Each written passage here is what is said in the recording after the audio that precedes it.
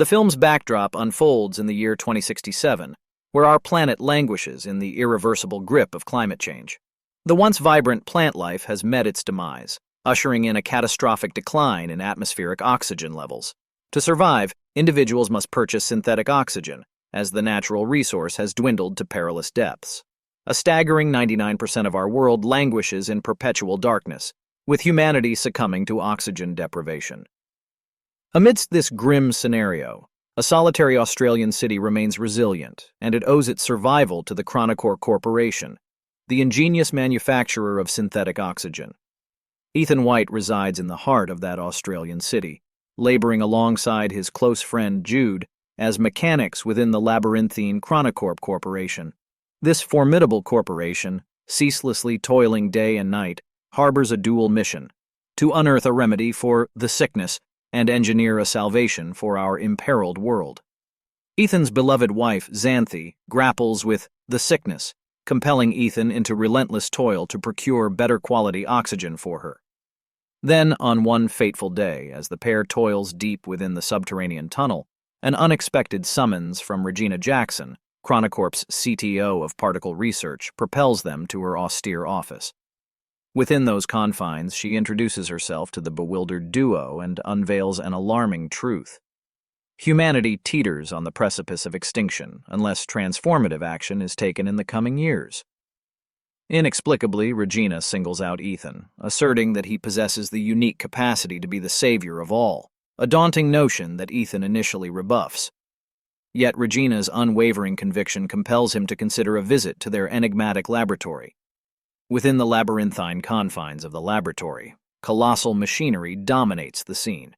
Here, a doctor by the name of Billy Mitchell steps forward to greet Ethan, sparing only a brief glance at Ethan's wrist device. Together, they divulge the astonishing legacy of Ethan's father, Dr. Richard White, whose visionary aspirations sparked this ambitious project 2 decades prior.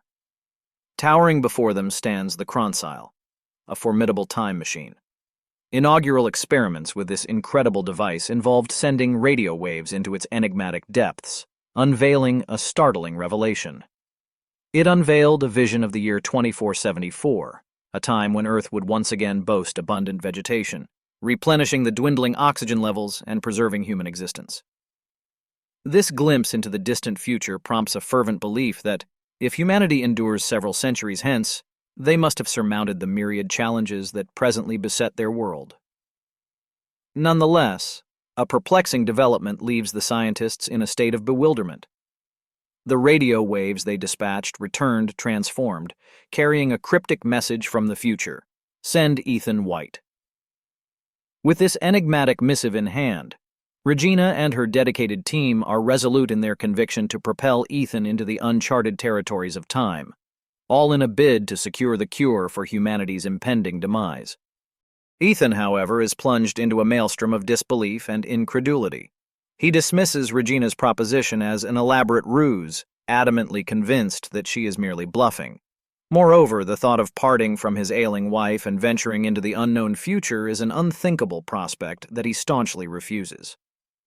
Later, as Ethan and Jude convene at a modest diner to procure their essential supply of life-sustaining oxygen, Jude embarks on a heartfelt plea. He implores Ethan to seize this audacious opportunity to become the hero humanity so desperately needs. Ethan's laughter rings hollow as he rebukes the notion, driven by his bitter resentment toward his absent father. 2 decades earlier, Dr. Richard White had abandoned his family and mysteriously disappeared, leaving a scar that has festered in Ethan's heart since childhood. In the absence of his mother, who met a tragic end during Ethan's youth, Jude had stepped into the role of both older brother and steadfast friend. Ethan holds his father responsible for forsaking his family to pursue the very project that now beckons him. However, Jude's persuasive words find a chink in Ethan's armor, leading him to ponder the dire necessity of this mission. In a poignant moment, Ethan's mind drifts back to his 8th birthday when his father had bestowed upon him a curious box as a gift. As Ethan's fingers explored the mysterious contents within, a device affixed itself to his wrist, drawing blood. Richard had surreptitiously implanted a permanent hand device upon his son, its purpose shrouded in mystery.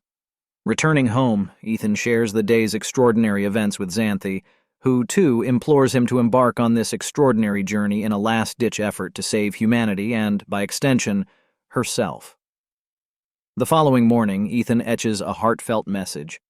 "I will find my way back to you," onto a metal flower and places it tenderly beside Xanthi. With determination in his heart, he proceeds to Regina's office, reaffirming his commitment to prioritize Xanthi's well-being if he discovers a cure. Regina consents to his plea and escorts him back to the lab. Dr. Mitchell presents Ethan with a specialized suit, a requisite attire for his forthcoming journey. However, as they begin briefing him on the mission, Ethan grasps a disconcerting reality. They lack a comprehensive plan. The expedition ahead remains shrouded in uncertainty, leaving Ethan to ponder the enigmatic future that awaits him. Nonetheless, after donning the suit, he receives an AI companion named Archie. This digital companion is tasked with monitoring Ethan's vital signs and aiding in navigation through the unknown terrain of time. With a mixture of trepidation and resolve, Ethan steps into the formidable machine. Within the temporal confines of the machine, Ethan hurtles through time at breakneck speed, plummeting from the sky to land in an unfamiliar jungle. The abrupt descent generates friction that ignites his protective suit, forcing him to hastily shed it. As he surveys his surroundings, he is utterly captivated by the resplendent beauty of nature. The world has undergone a miraculous transformation, with trees and natural oxygen flourishing once more. Guided by Archie's digital directives, Ethan's journey leads him to a peculiar bunker-like door. However, his attention is riveted by a ghastly discovery: an adjacent skeleton, its skull bearing the unmistakable mark of a bullet wound. To his shock and horror, the name tag on the skeletal remains reads, Ethan. It is his own skeletal remains, a gruesome revelation that chills him to the core. Nearby, he stumbles upon the skeleton's Archie device and plays its final recording, which features a man explaining that this tragic outcome was the only option, followed by the sound of a gunshot. At that moment, Ethan's device abruptly loses power, leaving him haunted by the belief that this gruesome fate may yet await him. In a peculiar twist of fate, Ethan encounters a wrist device identical to his own beside the skeletal remains. However, one crucial difference emerges. The light within the skeleton's device shines green, whereas Ethan's has perpetually glowed red throughout his life. That night, Ethan kindles a fire and consumes wild berries, unaware of their toxicity. The ensuing agony leads him to the brink of unconsciousness. To his astonishment, he awakens to find Jude standing before him. The lab had detected Ethan's deteriorating vital signs and, suspecting poison as the cause, promptly dispatched Jude into the future armed with the cure to save him. Subsequently, Ethan and Jude confront the grim reality that Ethan's fate seems unaltered, as they discover his own skeletal remains, a haunting confirmation that history has not been swayed by their presence. Undeterred, they employ Archie's guidance to locate another access point. Here, a retinal scanner requests a DNA sample from Ethan, causing his wrist device to activate once more, accompanied by a minor bloodletting. Following the successful blood test, the room's lights illuminate, revealing their surroundings to be Chronocorp's lab, now existing 407 years into the future. The time machine stands before them, beckoning with the potential to alter their destiny. Jude's excitement surges as he envisions the possibility of returning to the past with this newfound technology. However, Ethan remains skeptical, asserting that their actions may be in vain, ultimately leading to his demise akin to the deceased Ethan they encountered earlier. Perusing the system log, Ethan discovers a holographic recording left behind by his father. Dr. Richard White elucidates that the time machine was originally devised to gather data about the future's oxygen levels and transmit it to the past. Yet, an enigmatic message prompted him to send his son into the future, leading him to institute a DNA verification procedure for Ethan at this very location. Soon, the duo confronts a grim predicament. The time machine's energy reserves have dwindled over 407 years, rendering it incapable of transporting them back. Worse yet, the activation of the lab has triggered a malfunction in its nuclear power core, counting down to a potentially catastrophic explosion in a mere 4 hours. Their only recourse is to repair the time machine swiftly and return to the past before the impending calamity. With time slipping away, they must act urgently. As they venture outside, they are greeted by the sight of a city in ruins, now reclaimed by nature's resurgence in the absence of humanity. Grimly, human skeletons are strewn about, revealing the stark consequences of human extinction. Ethan's heart sinks when he arrives at his wife's former residence, only to discover her skeletal remains, plunging him into profound despair. Jude urges Ethan to reconsider their mission, emphasizing the absence of a cure for the sickness, even in this future world. However, Ethan's trust in Jude wanes, prompting him to revisit the recording on the aged Archie device. To his astonishment, he recognizes Jude's voice and begins to suspect his friend as the one who shot him. Tensions rise as Jude vehemently denies any involvement in such an act, even raising his gun at Ethan. Finally, Ethan opts to prioritize completing their mission. With determined teamwork, they manage to repair the unstable power core, setting their sights on a hasty return to the lab. The Chronicle system springs to life, offering them the chance to return to the past. They need only wait for the countdown to reach 0, and the portal will tether to 2067 for approximately 30 seconds. However, Ethan's grim discovery persists. He still finds his own remains behind a nearby door, suggesting that their actions have failed to alter the future's course.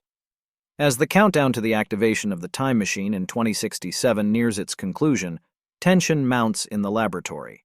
Regina Jackson, the CTO of Chronocorp, stands at the forefront, her hopes pinned on the successful execution of her plan to transport a select few into the future.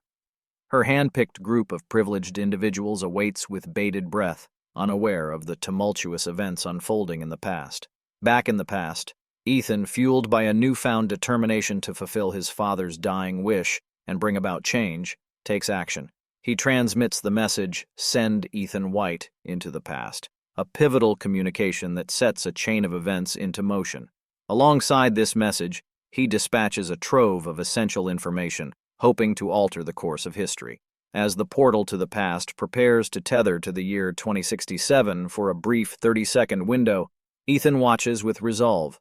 The fate of humanity hangs in the balance, teetering between the past and the future. To their astonishment, the time machine doesn't just send a message, but it also transports hundreds of extinct plants and a chilling record of Ethan's father's murder back to 2067. This unexpected payload disrupts the CTO's plan and sends shockwaves through the laboratory. Realizing that her scheme has unraveled, Regina Jackson is apprehended and faces the consequences of her heinous act. The transported plants become a beacon of hope for the ravaged planet, serving as the foundation for a reinvigorated ecosystem. Among them, Xanthi receives a flower sent by Ethan, symbolizing his choice and commitment to the future of humanity.